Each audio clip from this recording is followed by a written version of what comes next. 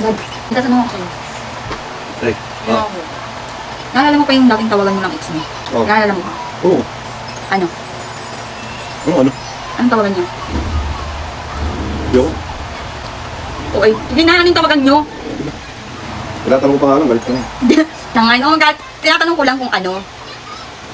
Wala lang, gusto ko lang malaman kasi alam ko mahal na mahal mo yung ex mo na yun. Wala. Tagal na natin, mahal na mahal pa rin. Wala na pala eh. O di sabihin mo lang sa akin kung ano yung tawagan niyo. Huwag na, baka magalit ka ko, magselos ka ko eh. Ano magagalit? Ano magagalit? Tinatanong ko lang. Oh, ano? Sure ka, hindi ka magalit. True. Sabihin mo lang sa akin. Ang tawagan niya ng ex mo?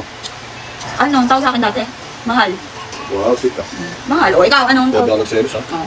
Siyempre, ba't ka magsiselos? Eh, asawa na kita. Tawagan namin, asawa. Ano? Asawa ko.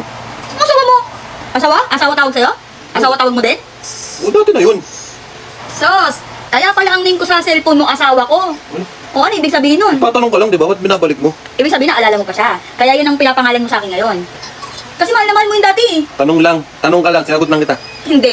Wala. Alam ko na ngayon. Kaya pala. Ayun, kaya alam ko na ngayon. Tignan naman. Hindi, alam ko na ngayon. Kaya yun ang tawag mo sa akin dyan sa cellphone mo. Makakuha ka lang ng ano, inakaway. Sabi ko na eh. Tatanong ka lang. Sabi ko sa'yo, ala ka magsama kayo.